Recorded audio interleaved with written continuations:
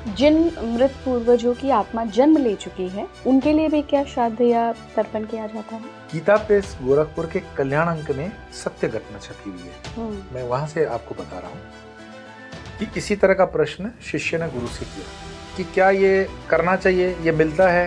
स्वप्न में प्रभु के दर्शन, स्वप्न में लोगों को सोना चांदी मिल जाता है, स्वप्न में लोग न जाने क्या क्या देख लेते हैं और वो सत्य होता है। तो आप हमेशा नहीं कह सकते हो कि स्वप्न मिथ्या होता है, स्वप्न संकेत है। तो हमारे ऋषि मुनियों ने कहा कि कौओं के नाम पे भाई आप खीर और पूरी छोड़ दो, वो खाएंगे, उनके बच्चे जिएंगे, पेड़ लगेंगे, ऑक्सीजन लगेगी, और हम सिर्फ सोचते हैं कि अंधविश्वास है।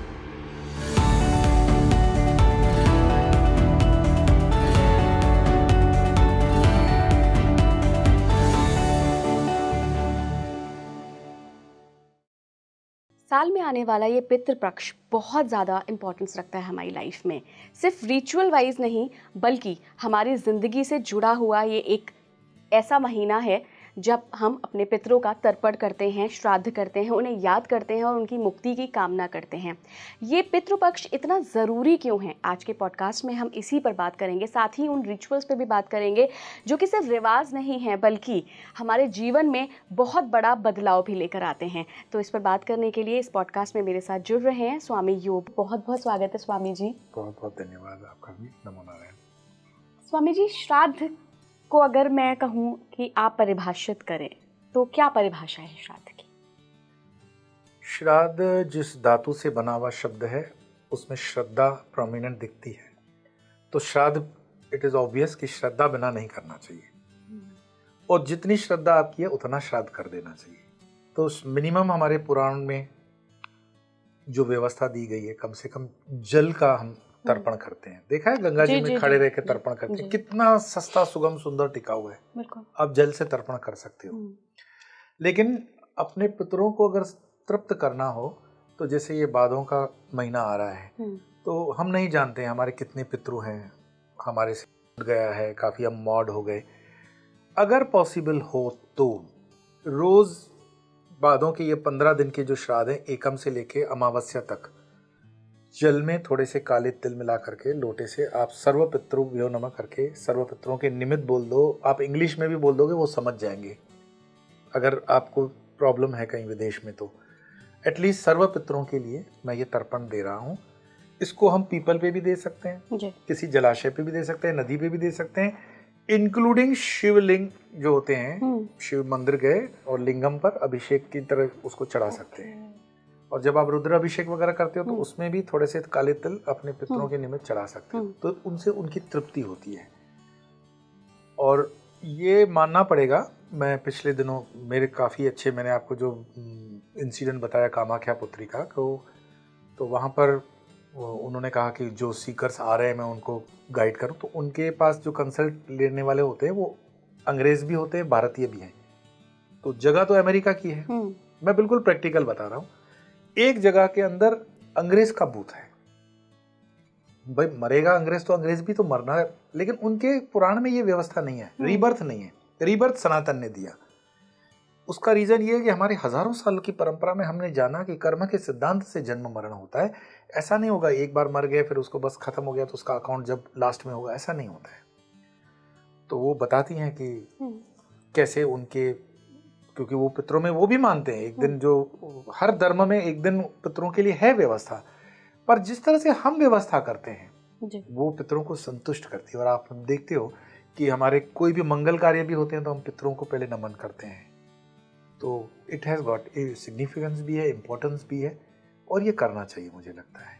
जितनी श्रद्धा हो, जल से प्रारंभ करो और पूरे अन्न भोग तक जाओ ना, कपड़े तक दान कर दो, गौशाला में अपने घास का दान कर लो, गरीब बच्चों को कपड़े दान करो, जो दे सकते हो मैक्सिमम दे दो। इससे होगा क्या? ये बॉडी हमारी पंचतत्वों की बनी हुई है। अब मैं आपको बता रहा हूँ, एक महानारायणी श्राद्ध होता है जी। ये श्राद्ध होता है नदियों के किनारे, नासिक में होता है, नर्मदा जी पे होता है, गया में होता है, तीर्थों में हरिद्वार में होता है महानारायणी श्राद्ध। ये श्राद्ध के मेरे पास कम से कम 250 वीडियो हैं प्रमाण में, 250। मैंने अपने रिसर्च वर्क के लिए उनको रखा। जो पंडित ये काम करते हैं उनके साथ मेरे बहुत सजीव संबंध है। तो महानारायणी श्राद्ध के अंदर एक आखिरी एक जो स्तोत्र गा करके उनका आह्वान करते हैं पितरों का, तो वो पितृ घर में किसी भी व्यक्ति के अंदर एक प्रवेश करता है जो अतृप्त है, अभी कुछ रहना बाकी है। आप मानोगे नहीं, उनकी मांगे क्या होती है, ऑन रिकॉर्ड मैं कैमरा पे दिखा सकता हूँ। मुझे बीड़ी पीनी है, तो उस वक्त पंडित उसके लिए वो चीजें लेके बैठता है और उसको ये उंगली पकड़ के रखनी पड़ती है। कम्युनिकेशन होता है बॉडी के अंदर, वो आ जाता है। वो किसी बुढ़ी वृद्ध में भी आ सकता है, लड़के में आ सकता है, बहू में। एक लड़की के अंदर उसका जब ससुर आया था, इतनी दुबली पतली 35-40 किलो की वजन की, कम से कम 3 मटके पानी के वो पीती गिरी। बोला मुझे पानी नहीं पिलाया तुम लोगों ने। ये उसकी इच्छा रह गई थी। मिठाई की इच्छा वाला वीडियो, ठीक बीड़ी वाला, खाने वाला, पान खाने वाला। तो ये महानारायण श्राद्ध के अंदर जब आह्वान होता है तो कभी 2-2 पितृ 3-3 पितृ भी उतरते हैं। कभी किसी को रोटी सब्जी खाने की इच्छा होती है, कभी किसी को अलग अलग प्रकार की इच्छाएं होती है। तो वो तृप्त होने के बाद फिर उसको यहीं से पकड़ के पूछते हैं कि अभी तुम संतुष्ट हो, अब तुम जाओगे आगे। फिर उसको ही पूछते हैं और कोई रास्ते में खड़ा है क्या, मतलब कोई और पितृ भी है भटका हुआ, तो वो बताएगा नहीं या हाँ जो भी है। तो अच्छा आशीर्वाद दो परिवार को, आशीर्वाद। ये ऑन रिकॉर्ड मैं बता रहा हूँ, 200 वीडियो है मेरे पास। और ये महानारायण श्राद्ध अगर प्रोसीजर से किया जाए तो जो करीब करीब लोग होते हैं ना, जो कहते हैं कि बिजनेस करते हैं, बढ़ नहीं रहा, शादी हो गई तो घर में कंकाश हो गया, कभी बच्चे नहीं होते, पितृ हमारे विरुद्ध हो जाते हैं। मरने के बाद उनकी अटैचमेंट हमारी वैसी नहीं होती है। वो एक्सपेक्ट करते हैं कि आप उनके लिए वो सब करें जिसके वो हकदार हैं, और जब आप नहीं करते हो तो आपकी संतति पे भी नुकसान कर देते हैं, संतान होने नहीं देते वो। इसीलिए पितृदोष का निवारण करने का प्रावधान है।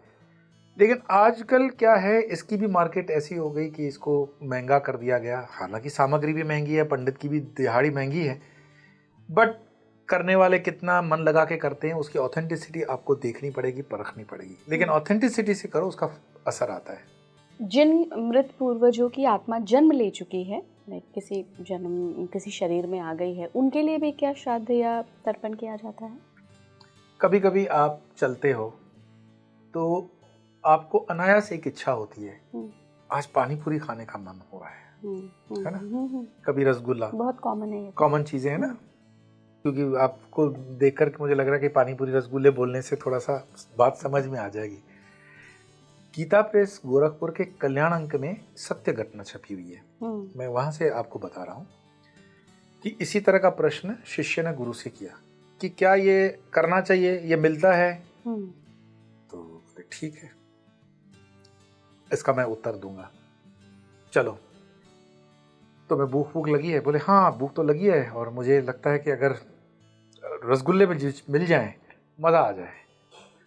वो नदी क्रॉस करने के बाद, जहां तक मुझे कहानी याद आती है, वो कहते हैं कि पता नहीं गुरुदेव, ऐसा लग रहा है जैसे आज मैंने भरपेट रसगुल्ले खा लिए हैं। और थोड़ी दूर चलने के बाद वो एक दरवाजा खटखटाते हैं, दरवाजा खुलता है, वो कहते हैं आओ महाराज पधारो, बहुत अच्छा है, ब्राह्मण का आगमन हुआ, अभी अभी हमने श्राद्ध किया अपने पितरों का। अच्छा, तो श्राद्ध में क्या था? तो वो बताते हैं कि पूरा दोना बड़ा हुआ रसगुल्ले थे, और ये बताते हैं कि तुम्हारा जो प्रश्न है ये तुम अपने घर के सामने ही प्रश्न कर रहे हो, तुम इनके ही पितर हो जिसका जन्म होकर के आया है। और ये कल्याण अंक का है, मेरा स्टोरी नहीं है, प्रामाणिकता के साथ वो काम करते हैं। तो ऐसे हजारों ये चीजें होती हैं। तो गरुड़ पुराण में जो वर्णन है गुरुजी कि बच्चा जब गर्भ में होता है तब वो अपने सारे जन्मों को याद करता है, लेकिन जैसे ही वो आता है इस दुनिया में, धरती पर, वैसे ही वो सारे जन्म भूल जाता है, लेकिन आत्मा को जन्म याद होते हैं। नहीं, इसमें 3 कंपोनेंट आप समझो। जैसे मोबाइल फोन का बॉडी है, आपके फोन की जो बॉडी है वो कंपनी की है सपोज, उसके अंदर एक सिम भी है ना, उसके अंदर बैटरी भी है। आप कहोगे मैं मोबाइल लूंगी और सिम नहीं डालूंगी तो मोबाइल आपके काम का नहीं है ना। लेकिन मोबाइल के बाद सिम भी डाला लेकिन चार्जर नहीं लगाओगे तो भी काम का नहीं है। ऐसे मनो बुद्धि अहंकार चित्तानी नाहम, जो शंकराचार्य का स्तोत्र है, हमारा अंतःकरण है, कंपोनेंट है। मन बुद्धि अहंकार ये चित्त को बनाते हैं। जब मनुष्य ये देह छोड़ता है तो उसका फिजिकल फॉर्म जाता है, सिर्फ उसका मन नहीं जाता है। मन को थोड़ी आग लगती है, मन जिंदा है उसका, इसीलिए वो 12वीं 13वीं देख रहे हो ना। तो शरीर को तो हमने अग्नि में डाल दिया या जो भी उसकी क्रिया करनी थी कर ली, शरीर गया फिजिकल बॉडी के लिए, लेकिन अभी मन उसका बाकी है।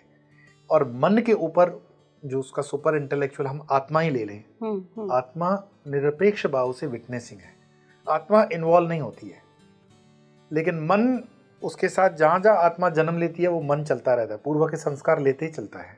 इसीलिए आप देखते हो कि किसी घर के अंदर प्योर वेजिटेरियन है, वहाँ पे वो बच्चा नॉनवेज की डिमांड करता है, और नॉन वेजिटेरियन परिवार है तो वहाँ बच्चा वेजिटेरियन है। ये उसके मन के पूर्व के संस्कार हैं। इट प्रूव्स कि हमारी जो कोडिंग परमात्मा ने की है उसमें कई जन्मों के कोड हैं। भीष्म पितामह की कहानी आती है महाभारत के अंदर, जब वो तीर शैया पे हैं तो वो कृष्ण से पूछते हैं कि मुझे ये कौन सा पाप की सजा है, मैंने तो कोई पाप किया ही नहीं। तब वो कहते हैं कितने जन्म आपने देखे, तो एग्जाम्पल 62, नहीं एक जन्म और पीछे जाइए। तो वो कीड़े को कांटे से मार रहे हैं भीष्म पितामह, वसु के अवतार हैं, और वो पाप फलीभूत होकर के आज ये स्वरूप लेता है। तो यस, कर्म का सिद्धांत में गरुड़ पुराण के अंदर हो सकता है कुछ बातें डाइजेस्ट हम नहीं कर पाते हैं, पर उसका जिस्ट में सार समझ लें, that is more than enough. पिंडदान के लिए गया जैसे जो विशेष स्थल हैं, इनको ही क्यों चुना जाता है? गया भगवान राम से जुड़ी हुई कहानी होने के कारण उसको महत्व है। गया का तो अपना महत्व है, क्योंकि विहार है, बुद्ध का है, महावीर का है, राम का है।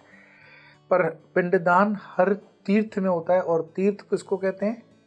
जहां से नदी बहती है उत्तर होकर के, उत्तर वाहिनी होगी, उत्तर मुखी, वो तीर्थ हो जाते हैं। आप किसी भी तीर्थ पर पिंडदान कर सकते हो, पूजा कर सकते हो।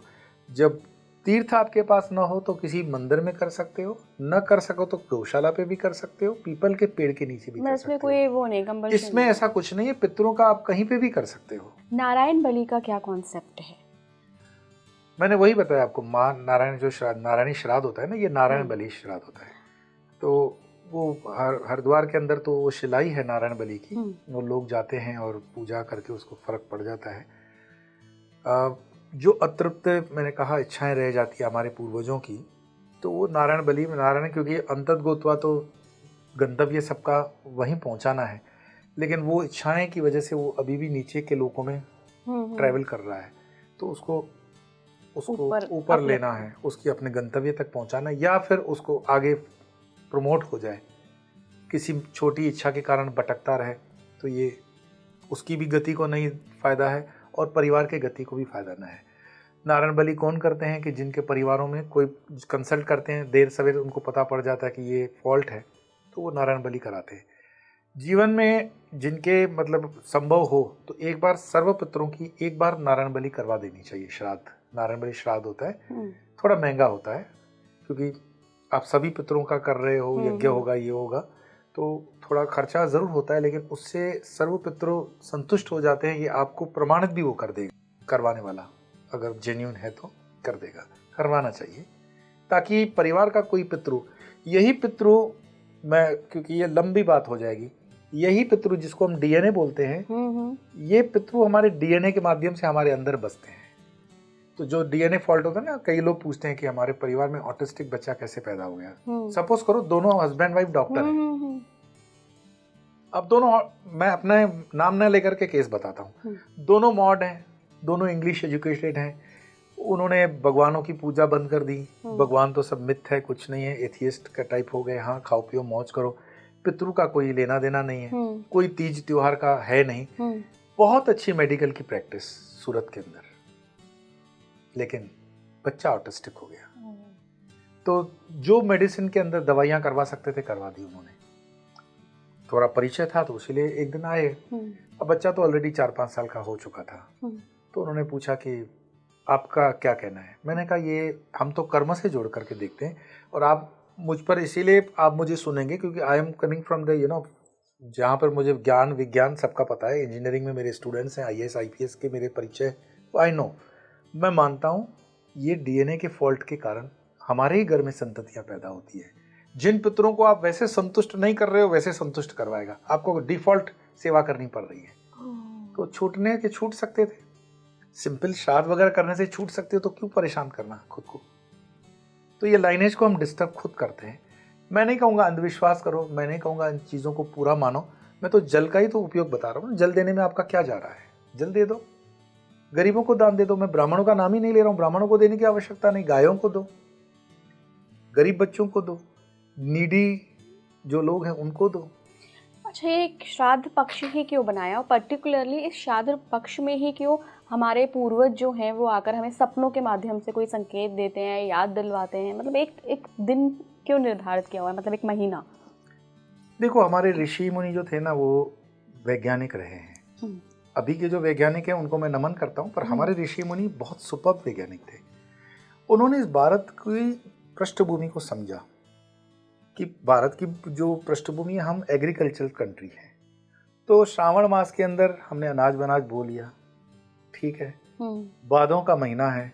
ये मैं जो बोल रहा हूँ उसको आप थोड़ा सा कॉमन सेंस लगाओगे तो आपको समझ में भी आएगा, ठीक है ना।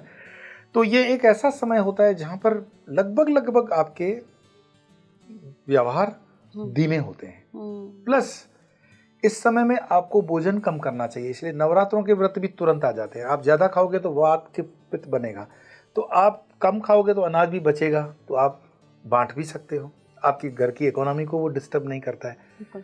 तो पहले शो ऑफ तो उतना नहीं होता था, आप भोजन वगैरह करवा दिया, छोटा सा कपड़ा वगैरह कोई दे दिया। और अगर उसको धार्मिक दृष्टि से देखो तो गीता के अंदर जो महीनों का महत्व है, तो बादों का महत्व की कहानियां तो काफ़ी हैं कि इसमें पुराण से कहानियां आती हैं। बट रीज़न यही है कि एक पूरा पक्ष आदमी मरेगा तो 7 ही दिन में मरेगा, सोम मंगल बुध गुरु शुक्र शनि रवि। तिथि भी मरेगा तो 1 से 15 में ही मरेगा, तो 1 से 15 तिथियां कवर कर ली, है ना। तो एकम से लेके अमावस्या तक उसका पूरा कवर हो गया। अब किसी भी तिथि में नहीं, तो सर्व पितृ श्राद्ध आता है अमावस्या को, जिसको महालय कहते हैं। बंगाल वगैरह में, महाराष्ट्र में इसका बहुत बड़ा महत्व है। आपको कोई चीज याद नहीं, आपका दादा दादा नाना नानी चाचा चाची फाफा फूई कोई भी कभी भी गया हो, लेकिन आपके मन में है कि उसको हमें देना है कुछ, तो अमावस्या के दिन आप उनके नाम से जल चढ़ा दो, दान कर दो, भोजन करवा दो, तो वो श्राद्ध बहुत महत्व रखता है। और अमावस्या 12 महीने की 12 अमावस्या पुत्रों के लिए खुली रहती है। अगर मैं आपको इस चीज को एक ऐड करके बताऊं, अमावस्या का सीधा संबंध काली से, काल से है। काली की उपासना अमावस्या की, क्योंकि अमावस्या में पूरा ब्रह्मांड जो होता है ना, उसके जो बैरियर्स हैं वो खुल जाते हैं, सारी एनर्जीज आपस में कम्युनिकेट इजीली कर सकती हैं। तो जो एनर्जीज को हम देख नहीं सकते हैं, उनको हम देख न पाने के बावजूद भी कम्युनिकेट कर सकते हैं। तो पितरों के लिए अमावस्या रखी, पूनम को नहीं रखा, है ना। पूनम पॉजिटिविटी है, सात्विक है, पर ये कोई नेगेटिव है ये नहीं बोल रहा हूँ, लेकिन आपकी कम्युनिकेशन फटाफट करवा देती है। इसलिए हर अमावस्या को पितरों के निमित्त करना चाहिए कुछ ना कुछ। हर अमावस्या प्रेफरेबल नहीं होता तो कम से कम बादों में कर लो, जरूरी है। पितृ हमें सपने में आकर क्यों संकेत देते हैं, क्यों कम्युनिकेट करने की कोशिश करते हैं? ना तो उनके पास तो कोई व्हाट्सएप नंबर भी तो नहीं होता ना, शरीर भी नहीं होता, सेंसस नहीं है।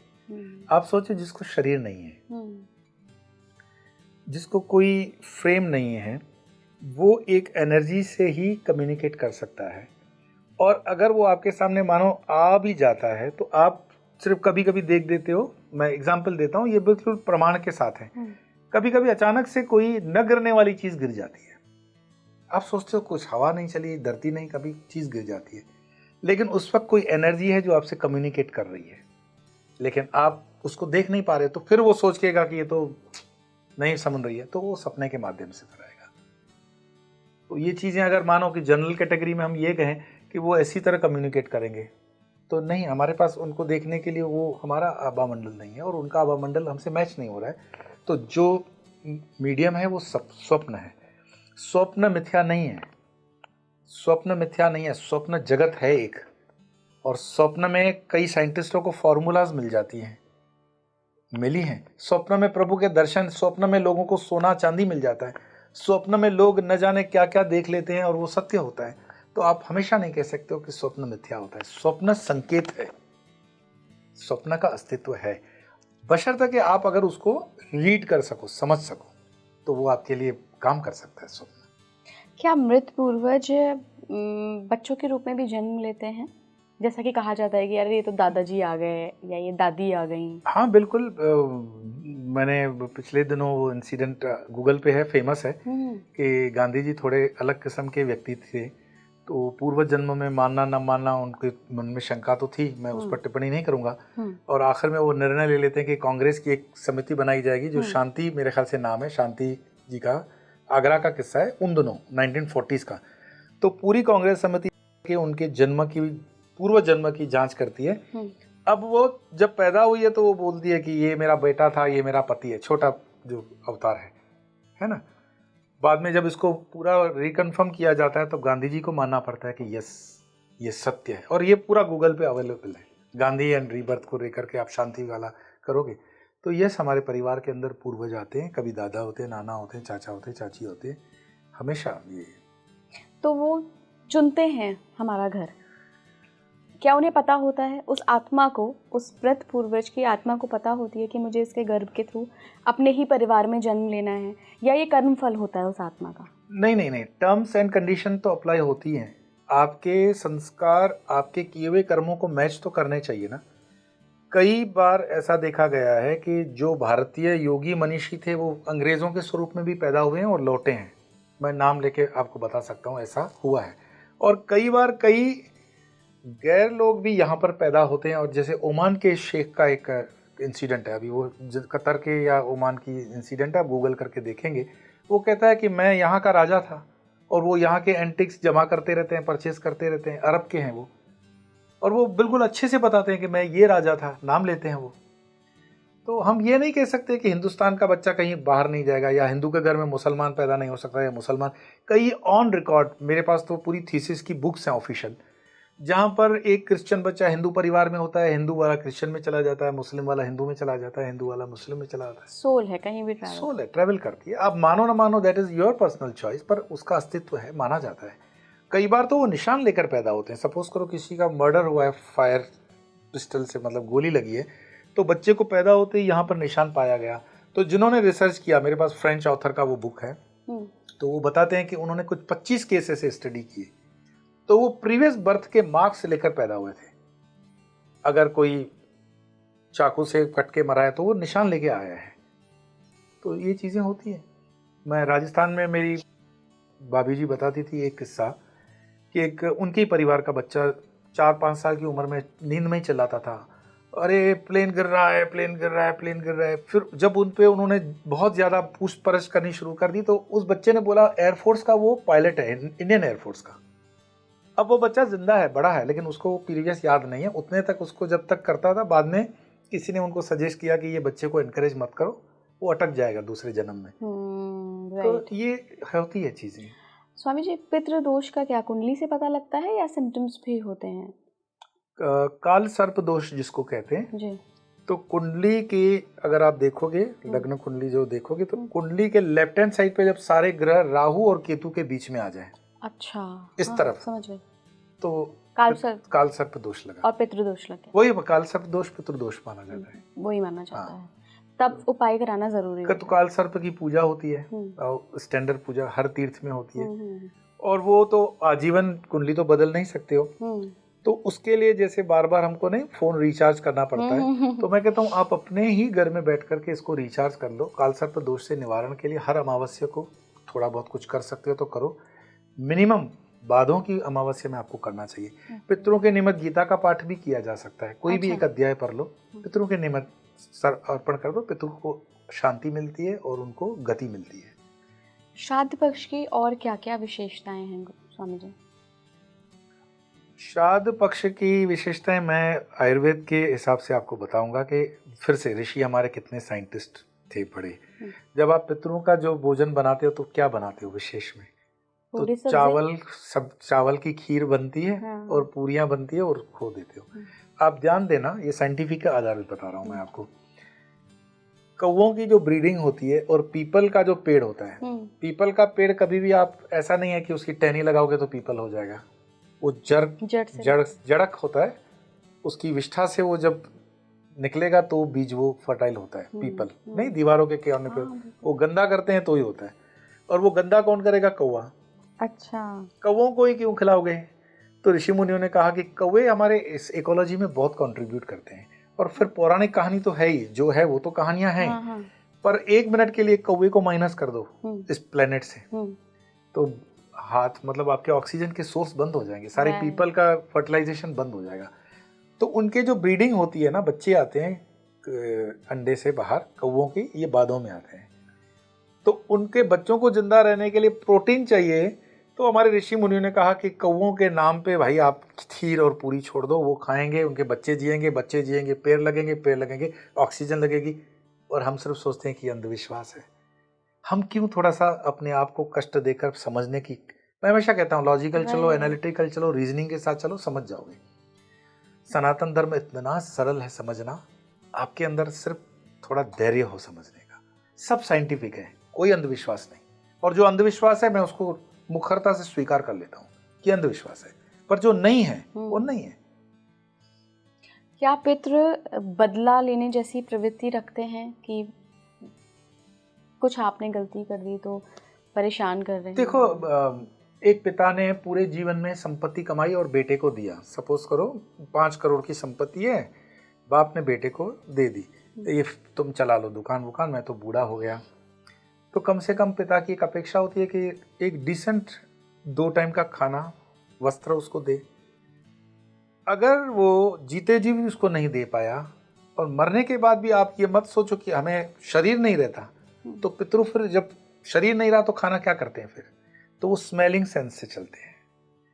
पितृ का जितना भी भोजन होता है वो तो ब्राह्मण खा रहा है ना, पितृ को कहाँ मिल रहा है? लेकिन पितृ की तृप्ति उस खुशबू से कर रहा है वो। इसीलिए आप देखोगे कुछ कुछ चीजें, मैं आपको ऑड बता रहा हूँ क्योंकि मेरा तो ट्रैवल ऐसे ऑड जगहों पे होता है। पियक्कड़ लोगों को आपने देखा होगा, वो बोतल खोलते हैं तो पहले बोतल से दार देते हैं। क्यों देते हैं? पितरों को आसपास जितने अनवांटेड एलिमेंट्स होते हैं ना, वो खुशबू पकड़ लेंगे और इस खुशबू से वो आकर्षित होते हैं। इसीलिए राजस्थान में इसको बोलते हैं धार देना। वो पहले मैंने पुलिस अफसर बड़े बड़े को देखा, अरे धार देना, तो दीवार पे थोड़ी धार देगा। तो जो अनविजिबल आत्माएं हैं वो उनका है, वो स्मेलिंग सेंस से आपको तकलीफ नहीं देगा।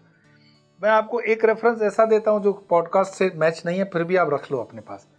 हिंदी फिल्मों के एक्टर संजीव कुमार, वो फिल्म में रियल शॉट जब करते हैं, रियल शॉट चलता है और अगर उसमें लिकर का शॉट है तो आप फिल्म के शॉट में देखोगे वो उंगली डाल करके निकालेंगे। ये स्क्रिप्ट का पार्ट नहीं होता था, वो मतलब एक्टिंग में भी रियल चलते थे। 99% बच्चे जो शाम को आप मतलब रोते हैं, क्यों रोते हैं? आपको एलोपैथी डॉक्टर बोलेगा भाई ये तो खाने पीने की गैस है, ये है वो है। मेरे पास 50 ऐसे किस्से मैं आपको बता सकता हूँ जिनका समाधान विज्ञान नहीं कर सका। तो वो ट्वाइलाइट टाइम में क्या होता है, वो ट्रेवल करते हैं, है ना। तो उस महिम्न स्तोत्र जो लिखा गया है वो उसी महिम्न स्तोत्र की कहानी उसी से मिलेगी। पुष्पदंत आएंगे, वो ट्रेवल कर रहे हैं, वाइल्ड लाइफ उसमें न जाते हुए अर्ली मॉर्निंग का एक टाइम और ट्वाइलाइट सुबह का, ट्वाइलाइट शाम का, और ट्वाइलाइट जो शांत जगह है उसमें दोपहर का भी। सावधान रहना चाहिए। हम नहीं कहते हैं भरी दोपहरी में, हाँ, भरी दोपहरी में वो शमशानी पेड़ से निकली और उसको कुछ हो गया। कुछ हो नहीं गया, वो उनके जोन में चली गई। उन्होंने आपका नुकसान नहीं किया, आप उनके जोन में चले गए ना। वो तो आराम से बैठे हुए थे पेड़ों पर, जहां भी पेड़ में हो, कुएं पे हो, तालाब पे हो, आप क्यों गए वहां पर? तो कुछ चीजें हैं, मैं आपको कहूंगा विथ ऑल ड्यू रिस्पेक्ट, मेरी माँ बहनें हैं, पीरियड्स के अंदर हम बोलते हैं कि महिला को शमशान से नहीं निकलना चाहिए या इस जगह से नहीं निकलना चाहिए। क्यों? आपको ये शायद पॉडकास्ट पे कोई खुल के बोलेगा भी नहीं, लेकिन उस समय महिला के अंदर एक ओडोर होता है, राइट, ओडोर होता है, और वो ओडोर जो होता है वो अट्रैक्टिव होता है उन आत्माओं के लिए। और जिनको ये एक्सपेरिमेंट करना हो तो आ जाओ, मैं तुम्हें 2 दिन में एक्सपेरिमेंट करके दिखा दूंगा। तो ये चीजें हैं, पर डरना नहीं है, इसे समझना है और उसको आप टैकल कर सकते हो, साइंटिफिकली टैकल कर सकते हो, नॉट अ बिग डील। गुरुजी, आखिर में श्राद्ध पक्ष को लेकर लोग बहुत डर जाते हैं कि कोई गलती ना हो जाए हमसे, कहीं ऐसा ना हो पितृ नाराज हो जाएं और कुछ उल्टा फल मिल जाए। तो इस पर आप क्या कहना चाहते हैं? पहली बात तो डरने की बात आती नहीं है। आप जब भी किसी को कुछ चीज दे रहे हो तो लेने वाला खुशी होता होगा ना। किसको खाना दे रहे हो, जल दे रहे हो, तो अच्छी बात है। पितरों के लिए डरने की आवश्यकता नहीं है, लेकिन ईजीएस्ट वे मैं बताऊंगा कि हम अपने जीवन, रोजमर्रा के जीवन में काफी बिजी हैं। तो गीता का 15वां अध्याय कर लो, 7वां अध्याय कर लो, 12वां अध्याय, कोई भी एक अध्याय जो आपको ठीक लगता है वो करो। 15वां अध्याय बहुत अच्छा है, पुरुषोत्तम योग, पितरों के निमित्त छोड़ सकते हो।